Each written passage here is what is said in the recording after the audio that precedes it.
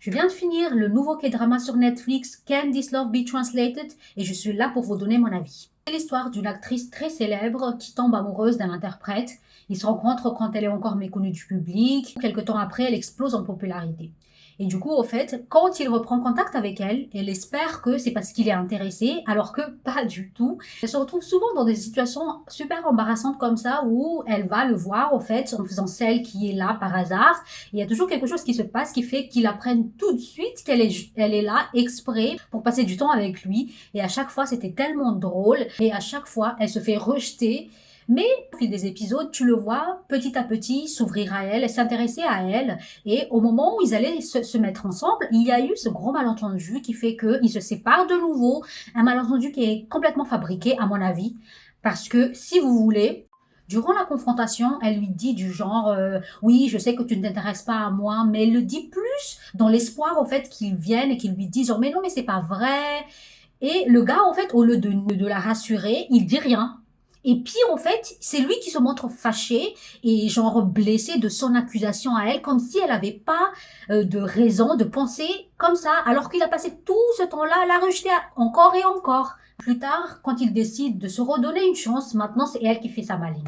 Genre, il devait se retrouver quelque part. Elle, en l'attendant, en fait, elle tombe sur son oncle qui lui dit quelque chose. Et après cette interaction, elle décide directement de rentrer chez elle. Et vu tout ce qu'elle a fait pour avoir l'attention de ce mec, au lieu de lui écrire genre désolé, je peux pas te voir aujourd'hui, c'est passé un truc, elle décide juste de le ghoster, de ne plus répondre à ses appels à partir de là.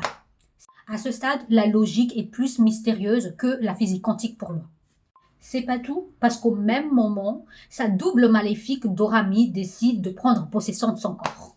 Oui. Genre, durant la journée, c'est l'actrice elle-même qui est aux commandes, elle fait son travail et tout ça, et le soir, c'est la double maléfique qui reprend le contrôle. Genre, normal.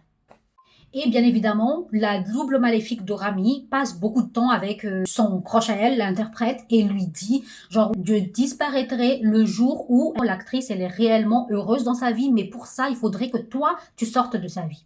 À quel moment elle sera heureuse quand l'homme qu'elle a passé des mois à courtiser sorte de sa vie? Le pire, c'est quand ils finissent réellement par se retrouver et se remettre ensemble, j'étais tellement fatiguée des nonsense que j'avais plus eu d'énergie, au fait, à apprécier leur romance. Sincèrement, j'aurais préféré qu'on reste sur une romance réaliste, avec des obstacles réalistes, sans les abracadabras, et qu'elle arrive à surmonter cette difficulté en se faisant violence comme tout le monde, au lieu d'avoir recours à une double maléfique. Donc en gros, c'est pas un coup de cœur pour moi, mais je dirais pas que c'est un mauvais drama non plus. Dites-moi dans les commentaires ce que vous en pensez.